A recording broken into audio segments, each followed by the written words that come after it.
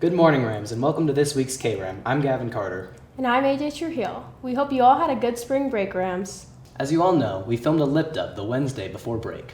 It was a massive undertaking between the Student Council and K-Ram, as well as every member of the student body. K-Ram went to the students that led the event to see how the dub happened.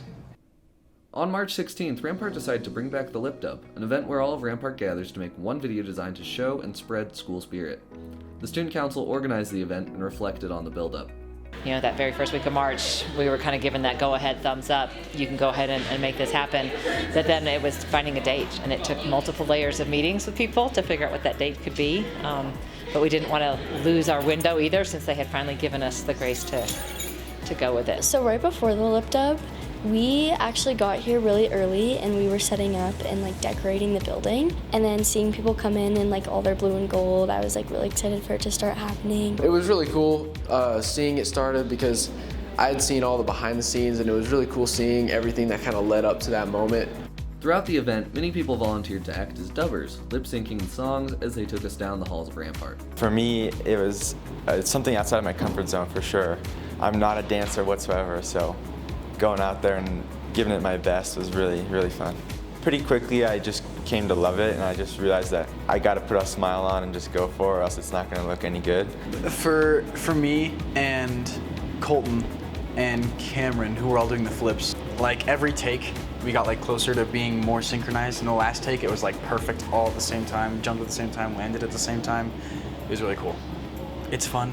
It's just I could either stand on the side and jump up and down like this and go woo for 2 hours, or I could do something that isn't me jumping up and down and standing on the side and going woo for 2 hours. And the second one sounds more fun. Once the Student Council finally finished their job for this major project, they took us through the wind-down process and told us the successes they felt. Student Council's been working on the lip dub since November, just starting, figuring out that we were doing a lip dub in the first place. So the very first thing the Student Council did was just sat down and took a breather, and then we cleaned up. I slept. A lot of sleeping. I slept in class. I was very tired, very exhausted. So when it was over, it was a really bittersweet moment because we had been working on it for months and it took so long, and then seeing it all come together made me super happy.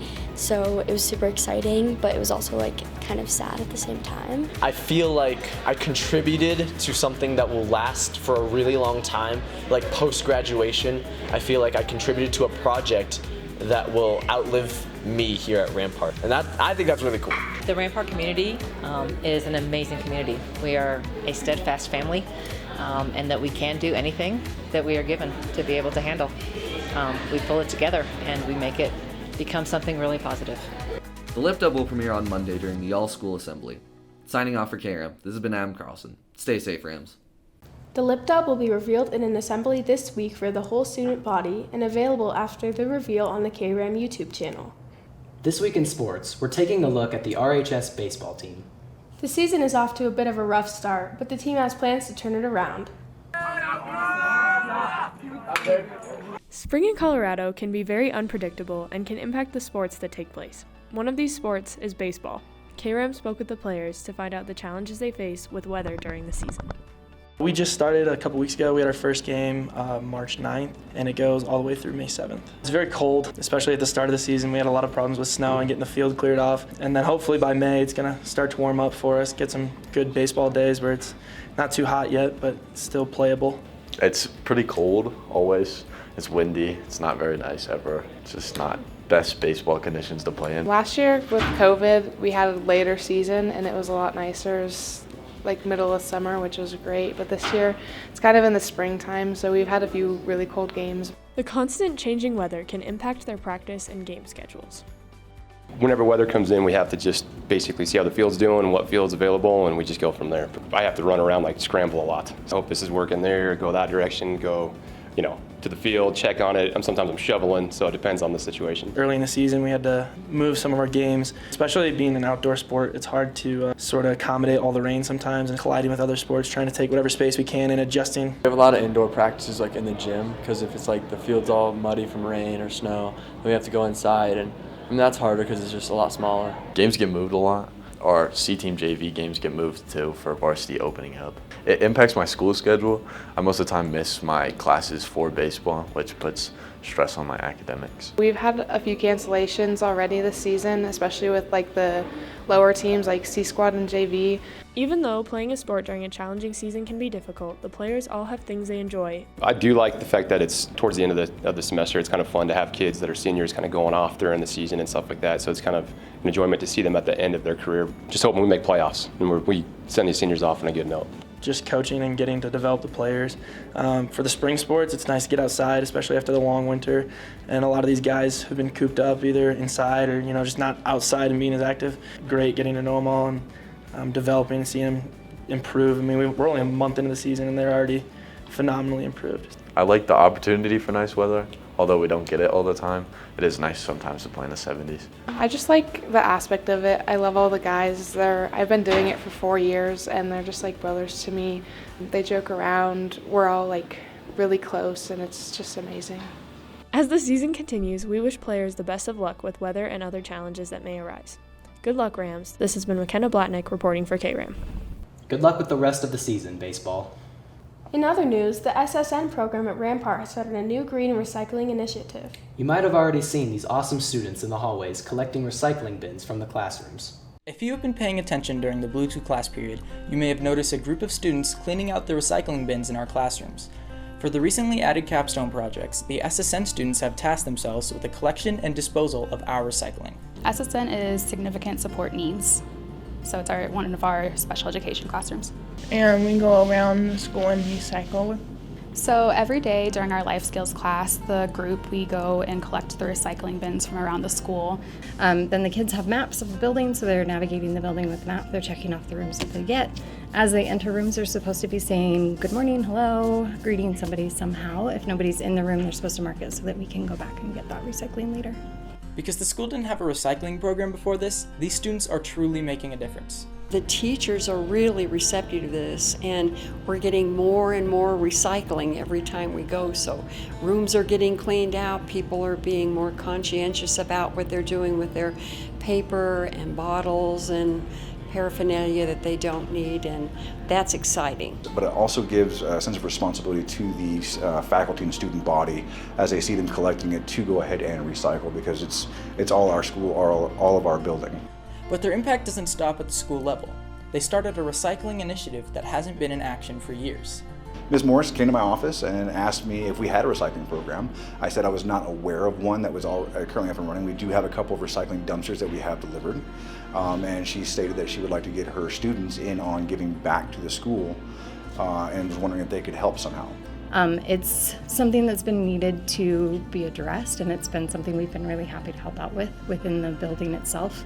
Our custodial staff and everybody is overrun with the projects that they had going on, so it's our way to kind of chip in and help out.